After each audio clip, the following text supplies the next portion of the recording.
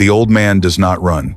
He is somewhere in Asia Minor, in the city of Smyrna, in the middle of the 2nd century after Christ. He is nearly 90 years old. For decades he has served the church. He has fought false teaching. He has taught the faith. Tradition says he had once known the Apostle John himself. Now the authorities have come for him. His friends beg him to disappear, to hide, to let the search fail. But when the soldiers arrive, Polycarp does not barricade the door. He opens it. He welcomes them in. He asks only for time to pray. Then he goes with them to the arena. There, before a Roman audience, he is accused of atheism. The charge sounds absurd to modern ears. How could a Christian be an atheist? But in the Roman world, anyone who refused the gods of the empire could be called godless. Polycarp answers with calm irony. He gestures toward the crowd and says that they are the real atheists. The governor urges him to save himself. Curse Christ, offer the required act of public religion, and walk away. Polycarp refuses. At last he says, "Do what you will." He is taken to the stake. They prepare to nail him down, but he asks to remain unbound, saying that the God who gives him strength to face the fire will also give him strength to stand in it. Then the flames rise. That scene has lived in Christian memory for centuries because it captures something essential about the early church.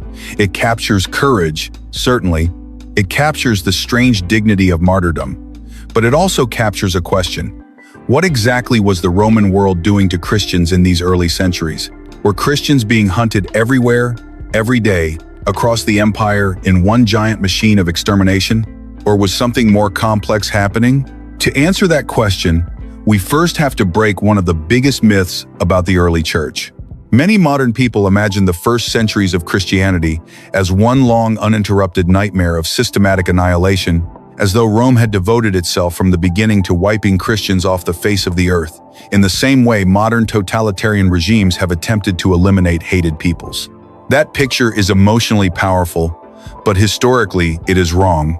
The early persecutions were real. Some were savage, some were unforgettable. Some produce stories like Polycarp's that still shake the imagination. But taken across the first 2 centuries and the early part of the 3rd, Roman persecution was usually sporadic, local, and inconsistent. That does not make it mild. It means the danger came and went in waves. In some places, Christians lived for years under uneasy tolerance. In others, a sudden accusation, a local crisis, a zealous governor, or a panicked crowd could bring arrests and executions very quickly. The church was illegal, distrusted, and hated, but it was not yet always the target of a unified empire-wide campaign. That harsher and more organized form of persecution belongs more fully to the later empire, especially the crisis years leading toward Diocletian. So, if we want to understand early Christian persecution, we need to understand both the Roman state and the Roman imagination. One useful way historians describe the Roman Empire is by dividing it into 2 major political styles. The first is the Principate, the second is the Dominate. These are not just technical labels, they help explain why persecution changed over time. The Principate stretches from the rise of Augustus, roughly in the final years before Christ, down to the late 3rd century. During this period, the emperor is absolutely powerful, but he still presents himself, at least in theory, as princeps, first among equals. He is not supposed to appear as a distant oriental despot towering above all Roman society. He must still work with the Senate, still move within elite political life, still maintain at least some of the older Roman forms. In practice, emperors often held enormous power, but the system still imagined that the emperor belonged within Rome's traditional political order. That matters because emperors of the Principate were often consumed with bigger issues than Christians. They worried about frontier wars, taxes, rivals, senators, urban unrest, succession, and the endless demands of imperial rule. Christianity, especially in its earliest generations, was still a small movement concentrated in parts of the Eastern Mediterranean. It was strange, yes.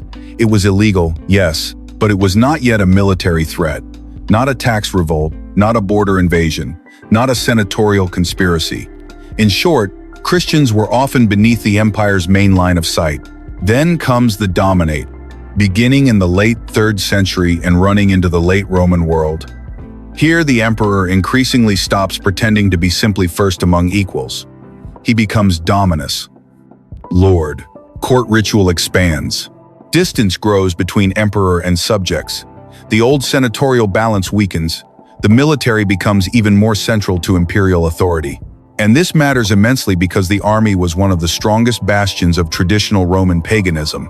The later soldier emperors were often hard men shaped by war, hierarchy, discipline, and inherited cult. They were far less inclined to shrug at Christian refusal to sacrifice. Under the dominate, persecution becomes harsher, more systematic, and more empire-wide. But before that late storm, we must understand the earlier centuries on their own terms. We also need to say something about sources.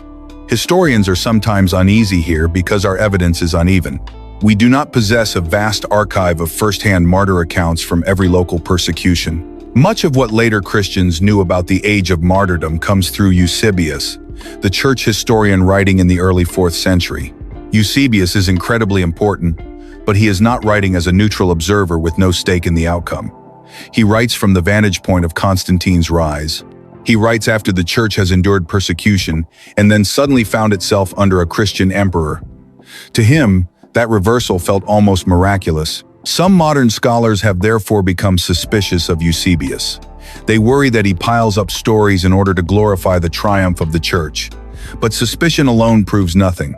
Eusebius is still our most important witness for much of this history. He often seems to be using sources no longer available to us.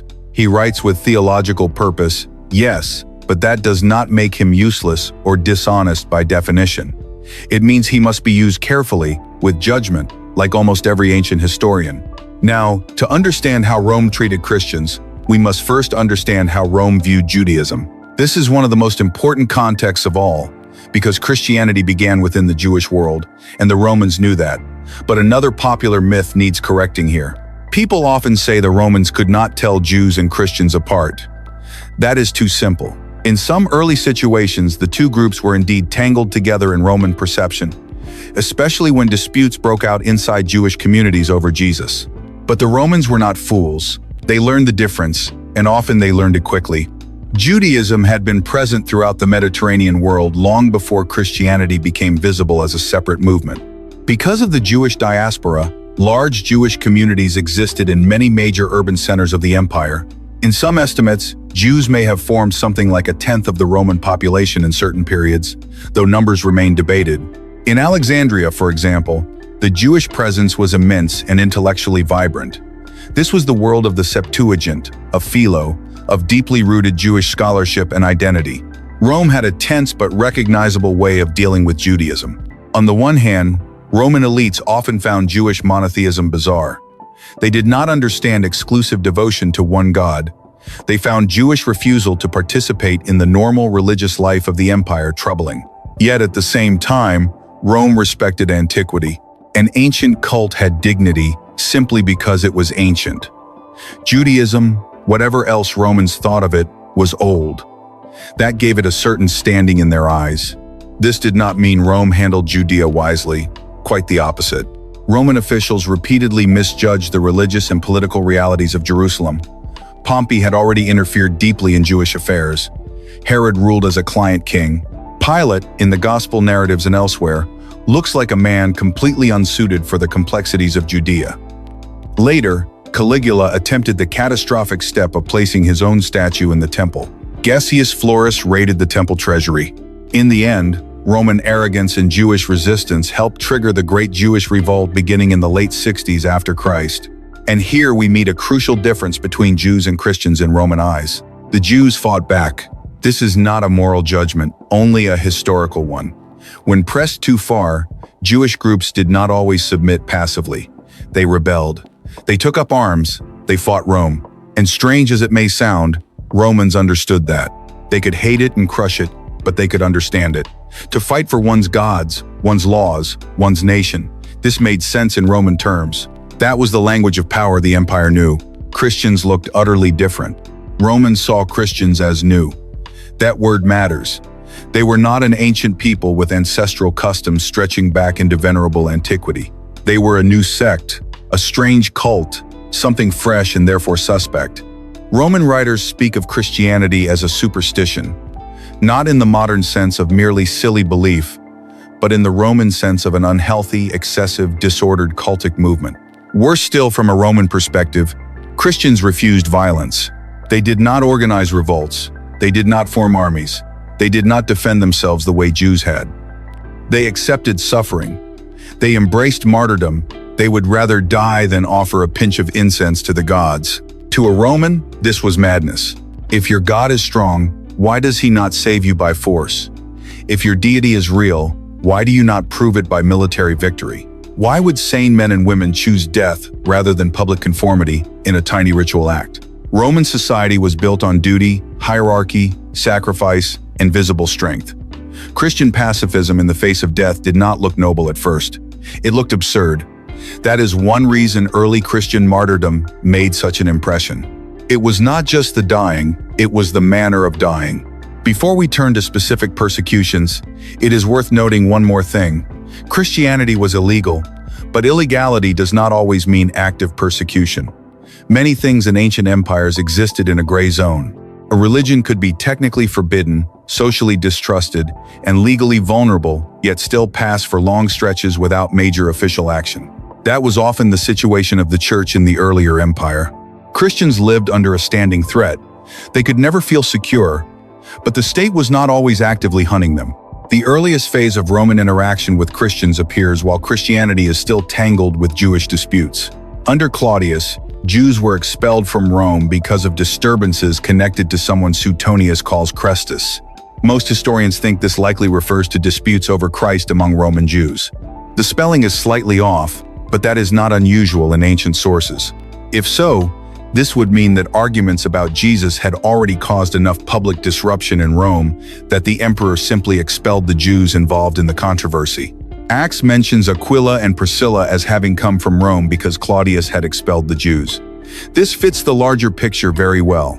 But the first famous eruption of direct imperial persecution comes under Nero. In the year 64 after Christ, a great fire broke out in Rome. Large sections of the city burned.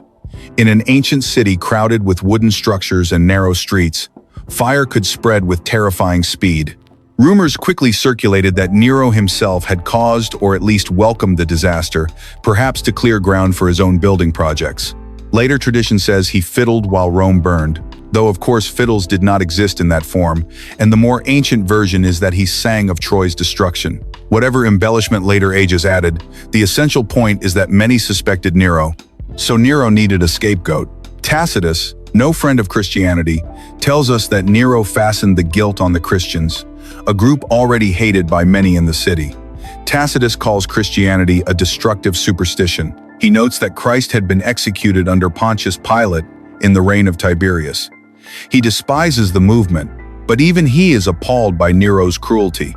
Christians were tortured in grotesque ways. Some were wrapped in skins and torn by dogs. Others were crucified.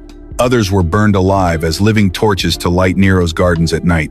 This persecution was vicious, but we must be precise. It was also localized. It centered on Rome. It did not mean the whole empire instantly launched a coordinated anti-Christian campaign. Nero's fury was real, but it was not yet a permanent empire-wide system. Tradition places the deaths of Peter and Paul in this Neronian context, sometime in the middle or late 60s after Christ. We cannot prove every detail of those traditions, but the broader setting is plausible. Rome had become a place where Christian leaders could indeed pay with their lives. After Nero, persecution settled back into a more uneven pattern. Then, in the early 2nd century, we encounter one of the most revealing documents in all early Christian history, the exchange between Pliny the Younger and the Emperor Trajan. Pliny was governor in Bithynia, in Asia Minor. He wrote to Trajan because he was alarmed by how many Christians he found in his province. Temples were being neglected, traditional cultic life seemed weakened in some places. Christianity had spread beyond isolated pockets. Pliny wanted to know what policy he should follow. Trajan's reply is famous because it lays down a pattern that shaped much of the empire's attitude. Christians were not to be hunted out aggressively. Anonymous accusations were not to be accepted. But if people were formally accused, brought before the governor, and refused to sacrifice to the gods and to the emperor, then they were to be punished. If they would offer incense, taste sacrificial meat, and curse Christ, they could be released. Some modern readers see this as moderation. Do not seek them out, Trajan says. Do not permit mob hysteria. Demand formal accusation. offer a chance to comply. There is some truth in that reading. Trajan is trying to impose a legal framework rather than random violence. But there is another way to see it, and in some ways it is even colder. Trajan effectively states that Christianity is illegal and that any Christian who openly remains Christian under examination must die. He provides not a moment of mercy, but a legal mechanism. The system now has a litmus test: sacrifice and live, refuse and die. The cruelty is less theatrical than Nero's, but more bureaucratic. Less explosive, perhaps, but more chilling in its logic. This basic pattern shaped many later local persecutions. Christianity remained illicit. Governors did not always enforce the law the same way. Some ignored it, some acted only under pressure, some pursued it more zealously. But the church lived under a legal condition of danger. Public preaching, visible leadership, missionary activity, all of these could draw fatal attention, and this is where Polycarp's story belongs. In the middle of the 2nd century, in Smyrna, Polycarp was arrested not in an empire-wide purge, but in a local atmosphere of hostility toward Christians. His martyrdom account is one of the earliest and most powerful Christian texts outside the New Testament. It shows us several things at once. It shows us a Christian leader deeply calm before death. It shows us the Roman charge of atheism. It shows us the demand for public sacrifice. And it shows us how martyr stories function for the church, not as fantasy, but as memory shaped for instruction and courage. Polycarp's death also reveals something else. Roman officials often did not need to invent bizarre charges when the basic issue was already enough. Christians would not sacrifice. They would not honor the gods. They would not join the civic religious life that held the empire together. That alone made them dangerous in Roman eyes. As the 2nd century continued, persecution still came in bursts rather than as a constant universal storm. The church spread, apologists wrote, bishops led. Converts entered from many levels of society. Sometimes the empire tolerated this in practice. Sometimes it reacted sharply when Christianity became too visible. The deeper reason for Roman hostility must never be reduced to mere cruelty or misunderstanding, though both existed. Rome genuinely believed that public religion helped preserve the common good. Sacrifice was not just private devotion, it was part of the social order. If plagues came, invasions came, harvests failed, or public stability weakened, the neglect of the gods could be blamed. Christians therefore seemed not merely stubborn, but socially dangerous. Their refusal could be interpreted as sabotage of the sacred foundations of Roman life. This is one reason Christians became convenient scapegoats whenever disaster struck. Rome never treated Jews in exactly this way. Jews were troublesome, rebellious, ancient, and difficult. Christians were new, secretive, and in Roman eyes, irrationally obstinate. They would not defend themselves by force, yet they would not conform. This mixture made them both contemptible and threatening to the pagan imagination. By the late 2nd and early 3rd centuries, the church had expanded enough that its leaders were increasingly visible. Pastors, bishops, and teachers often faced special danger because the Romans understood, at least to some degree, that movements are sustained by leaders. Kill the shepherd, and perhaps the flock scatters. This is one reason martyr acts often focus on bishops and clergy. They stood where legal exposure and symbolic importance met. Still, before the 3rd century crisis, we must keep repeating the same careful point. The empire as a whole was not yet devoting all of its machinery to Christian extermination. Persecution could be fierce, but it was still uneven. Some Christians lived long lives without arrest. Others died in sudden local outbreaks. The church was hated and illegal, but not always actively pursued in every province at once. Then everything changes as we move toward the later empire. The 3rd century is a time of crisis for Rome. Emperors rise and fall quickly. Armies make and unmake rulers. Borders are threatened. Plague, economic turmoil, and political chaos grind the empire down. In such a climate, the older Roman instinct hardens. If the empire is collapsing, perhaps the gods have been neglected. If the gods have been neglected, then traditional religion must be restored with discipline. And by now, the men who often rise to imperial power are military men, formed in the army's conservative pagan culture. This is why the later persecutions become harsher. The empire is no longer merely irritated by Christians. It increasingly sees them as obstacles to restoration. Once the dominate arrives, and emperors wield more total authority while wrapped in stronger sacred symbolism, Christian refusal becomes even more intolerable. But that later phase belongs more fully to another lecture. Here, our concern is the early centuries, from the apostolic age into the beginning of the 3rd century. And the lesson of those centuries is not that Christians were always being slaughtered in endless masses. The lesson is more subtle and, in some ways, more haunting. Christianity spent generations under a cloud. It was illegal but sometimes ignored. It was hated but not always hunted. It could flourish quietly for a time, then suddenly lose leaders in a burst of violence. It could spread across cities and households, even while every convert knew that public exposure might cost everything. That mixture of uncertainty is part of what made the early church what it was. Christians did not know when the storm would come, only that it could come. And when it came, it often exposed the deepest difference between Rome and the church. Rome believed power should defend itself. Rome believed God should bless visible strength. Rome believed public duty required outward conformity. Christianity answered with suffering, witness, patience, and refusal. The martyrs did not overthrow Rome. They did not form militias. They did not answer with violence. They endured. That was what Romans could not understand and, over time, what many observers could not forget. So how should we summarize early Christian persecution? Not as ethnic cleansing in the modern totalitarian sense. Not as a harmless inconvenience. Not as a single uninterrupted empire-wide slaughter, but as a long period in which Christianity was officially illegal, socially distrusted, periodically scapegoated, and sometimes savagely attacked. The pattern moved between neglect and violence, between indifference and spectacle, between local accusation and formal execution. It was enough to make every Christian vulnerable, every bishop cautious, every congregation aware that their faith carried a cost. And yet, the church did not disappear. That may be the most important fact of all. Rome could intimidate, imprison, torture, and kill. It could turn Christians into examples. It could use law, fear, and public ritual to pressure them into conformity. But it could not make the faith vanish.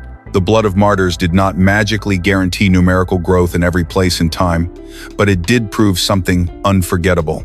The Christians would not yield even when the empire demanded only the smallest gesture of public compromise.